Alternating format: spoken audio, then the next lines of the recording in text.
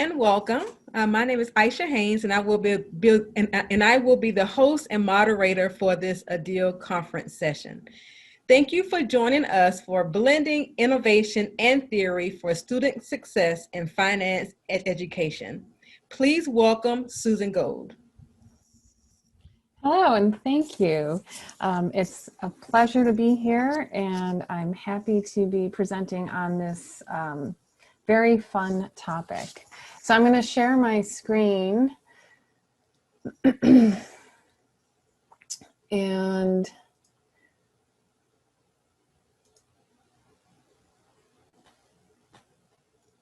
can you all see the PowerPoint? Yes? That looks good. Okay, good. Okay, so we're going to talk about how we developed a course for our finance program, which happens to be Fin 673 Applied Portfolio Management. I wanted to share the design of this course because it has a really immersive approach to content and student learning. And I know it can be intimidating sometimes to try to incorporate new ideas. And I am very happy to report that this course has been very well received by students and a great success by our standards. So a few facts about the course. It was launched this past January. It is a 6-week graduate level class. It is the 12th course in our sequence for the Master of Science program, right before the last course, the capstone course. And like all courses at Forbes, it is 100% online. I have to acknowledge the outstanding team that was that combined together to develop this course. I want to give them a great thank you for making this possible, but as you can see, we had many specialists, including instructional designers, resource specialists, assessment specialists to support the development of this course. So one of the amazing aspects of this course is that it is very heavy on theory, and it also combines a simulated market trading program for the students. So the students are really able to practice real portfolio management techniques throughout the course.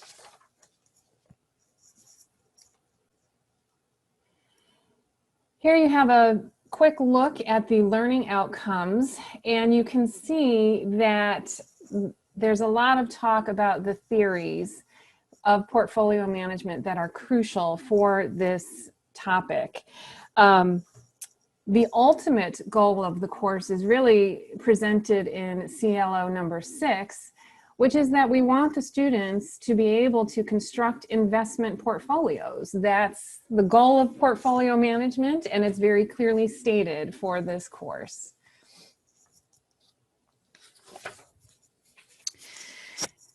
So what makes this course unique? Primarily, it's because we're including a simulated stock trading program for students. They can manage their own $1 million portfolio. We're using StockTrack, which is a global portfolio simulation program. But in that program, students have the opportunity to trade basically everything that exists in the real world. Equities, bonds, mutual funds, commodities, even cryptocurrencies, if they're so excited about that. The overall design of the course is that students are presented with various client requests. And as the portfolio manager for those clients, they have to create and respond to the requests and do it within the relevant portfolio theories. So it's a really great experience in terms of being applicable in the real world. We also incorporated the use of a folio students populate their electronic folio with the academic work created in this course. We are using Folio, which is a digital portfolio tool to showcase academic and professional experiences and accomplishments in the Portfolium network.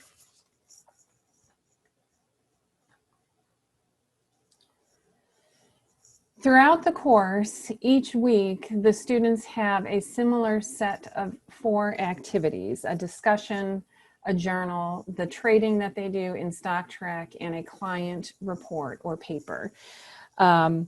The content is driven by the assignments that they have to do in StockTrack.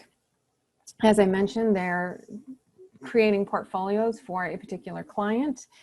The discussions focus on the theory and why they're creating the portfolios they're creating. They have a journal that allows them to reflect on the different activities and the theories presented during the week. And then ultimately each week they prepare a report for the client to summarize and justify the recommended portfolio that they purchased in StockTrack. To develop this course, we investigated many different stock trading programs. There are many of them on the market. We ultimately chose StockTrack because of the comprehensive investment choices, the fact that there were so many real world investments that students could purchase. It has a classroom setting that we can mimic, and it is widely used across many universities and high schools. And probably the most important feature was that it is actually very easy to use, and it's very easy for someone new to the platform to just jump right in and start trading. So that was a real concern for us, that we didn't want to overburden the students with having to learn a complicated program. So how does this work for students in our course? In our course, we use Canvas as our learning management system.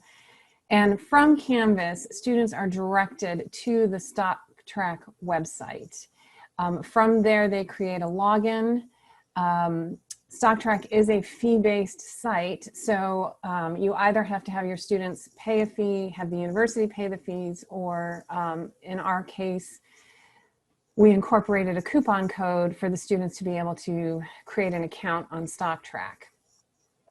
So once they're logged in and have their account, they join the classroom for Fin 673. So they specifically join the classroom that the instructor has created on StockTrack.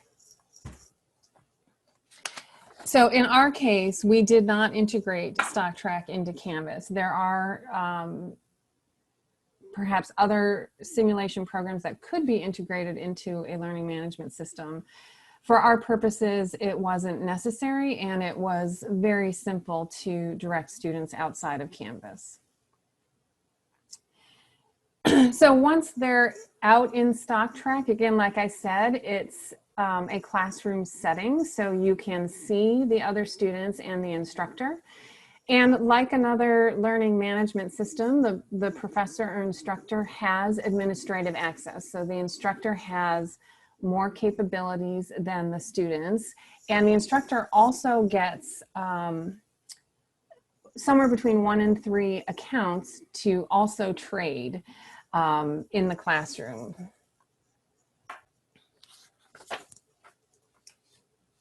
Now, one of the things that we had to deal with for this course development was, because the students were going outside of our learning management system to StockTrack, we had to decide how we were going to handle assessment for their StockTrack activities.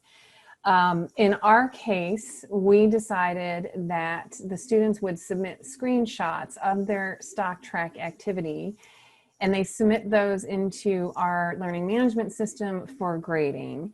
And what that allowed us to do was, first of all, to ensure that students were meeting the deadlines, and it allowed us to keep all of the grading within our learning management system. And finally, this was very simple and not time consuming for the students. If you did not want to do this, the professors, as I said, have administrative access in StockTrack and even customizable reports. But we did not want to have our instructors going outside of our learning management system to do their grading. So we chose to incorporate it into Canvas in this way.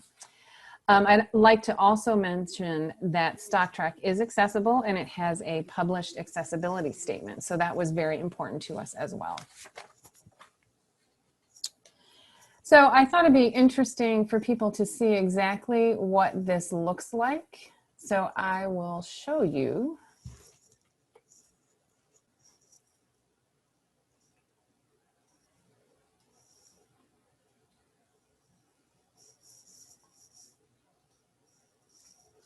Okay, so you can see here that this is the StockTrack website. I am actually logged in already, and this is a typical screen that I would go to where you can see the entire class. So you can see there's my account as the instructor as well as all of the student accounts. Something else that you can see is that I have all the different classes that I have been teaching where we use StockTrack. So for us, each section of a course is its own unique class in StockTrack. And you can easily just switch between them.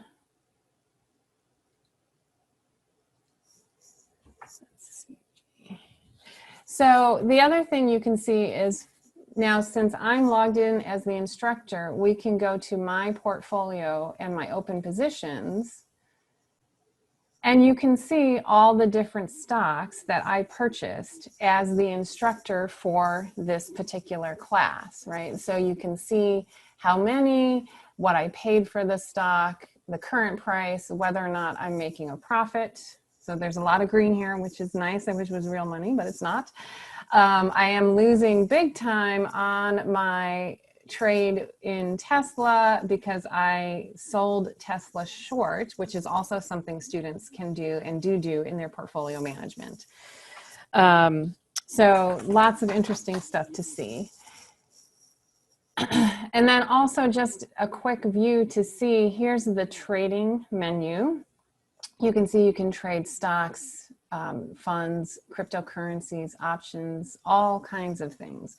And it's just very easy. You would go into whatever it is you wanted to buy. This is my old class, so I can't do it right now.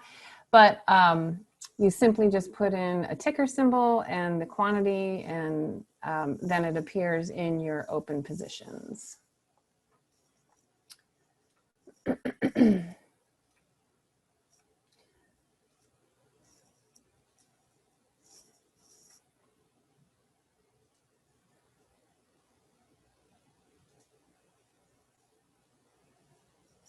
Okay, so heading back into what this looks like for our students, we do have the course structured over, as I mentioned, a 6-week period. And each week for StockTrack, they do something different. So you can see that as the course progresses, they're doing more in StockTrack. They're adding more stocks, they're adding bonds, they're adding mutual funds. So the course really has a nice progression for the students towards the ultimate goal of portfolio management. As I mentioned, it's really important to us that the theory is reinforced each week. So it sort of overlays all of the different activities that the students are doing. And why? Why is that so important? Because the theory impacts your investment choices. So students are really challenged to think about, oh, why am I doing this? Why am I buying 2 stocks here? And what does modern portfolio theory say about that? Well, modern portfolio theory is all about the benefits of diversification. And so what do you gain by buying 2 stocks instead of just 1? And so on. It goes through each week. When you get to week 5, we look at the efficient market hypothesis. And if the market is efficient, what does that mean for your investment choices? And a lot of this is geared towards the idea that there is not specifically a right or wrong answer, but students should be well versed in the dialogue and the theory, because it's quite likely that they'll have to talk to a client about these questions, right? A client might come in and say, I want to put all my money into Amazon. And how would you, as the portfolio manager, address that statement from your client? So it's steeped in all of this theory.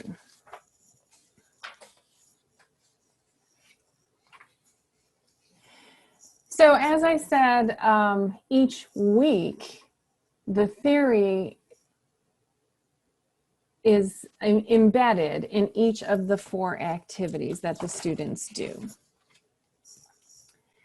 And ultimately, by week 6, for the summative assignment, the students are given a brand new client, and they have to do everything for that client, including constructing the policy statement for the client, creating and purchasing the portfolio, and writing the client report that justifies those investments. And as you can see, for week 6, we have built this course to rise to the highest level of cognitive work in Bloom's taxonomy. So it was very intentional that we are building the course both content-wise, theory-wise, and cognitively towards this week 6 summative assignment. Aisha, how am I doing on time? You have about 30 minutes. How much do I have left? 11:45. And I think your slides may be stuck. We are only seeing slide 13, the training simulation program. Oh, what? Okay. Well, let's try and fix that.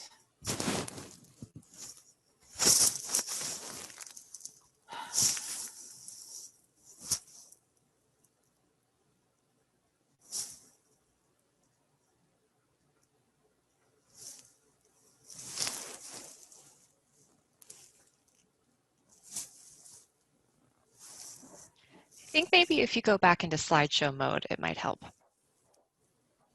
Right now we're seeing your whole slide deck.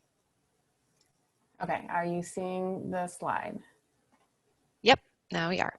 Is it moving? Yeah, there you go. Oh my gosh, okay. Well, that's very sad. I just kept talking. I didn't know that you couldn't see what I was talking about. So just a quick recap. This is what I was talking about with respect to the content builds over the 6 weeks, and it incorporates and embeds the theory with the trading activities that the students are doing each week. Okay, so I thought it'd be good to look at 2 of the specific weeks to see what it really looks like for the student. In week 3, they're working on modern portfolio theory. This is a theory that's the foundation of portfolio management, and there's a lot of real-world implications to this. It's embedded in all 4 of these activities, right? So in the discussion forum, they are charting the 2 stocks that they purchased in StockTrack the week before. They're applying these concepts from the theory of the efficient frontier, and they're explaining it. And this is actually a very interesting discussion because the results are often unexpected. The journal, they're summarizing the model, and they're also discussing some of the problems with the data that occurred, particularly in the discussion forum.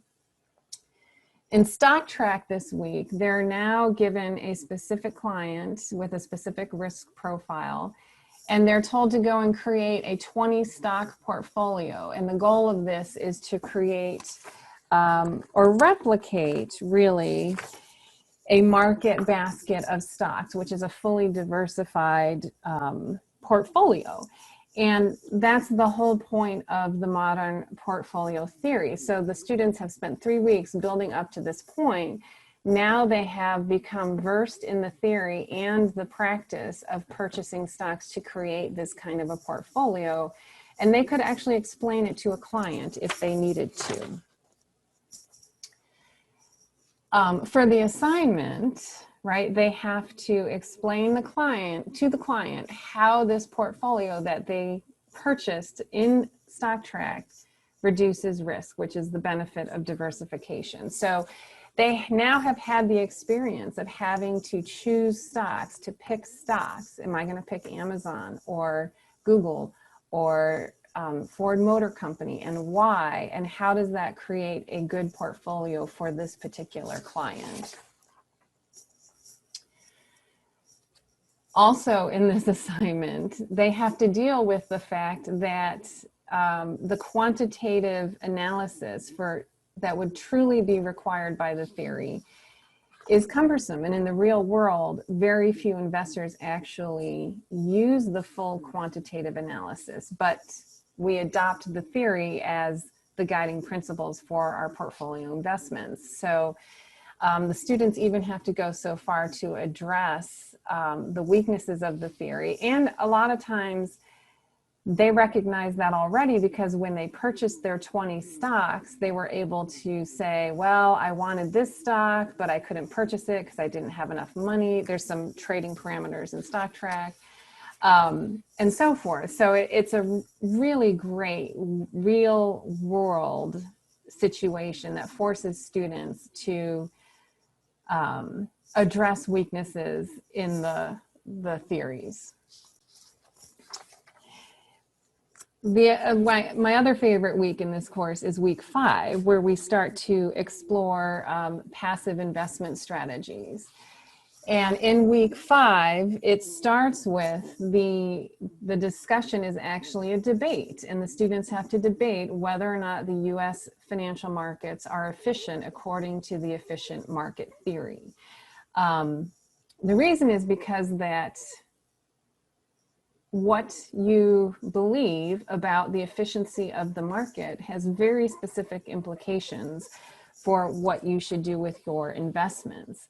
And it's also a conversation that happens quite frequently between clients and investment managers. So this is a wonderful start to this concept of what does it mean for an investor? And if you do believe that the market is efficient, you should really be using passive investment strategies, which is basically mutual funds, right? So the journal allows students to reflect on that.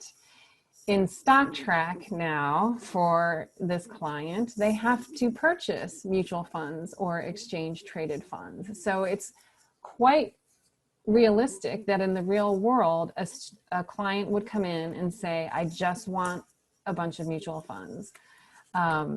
And what does that look like? And why would the client want that? Conversely, a client might come in and say, oh, I only want these 2 stocks. And as the portfolio manager, you should be versed enough in the theory and the practice to say, hey, I think you should consider some mutual funds, and here's why.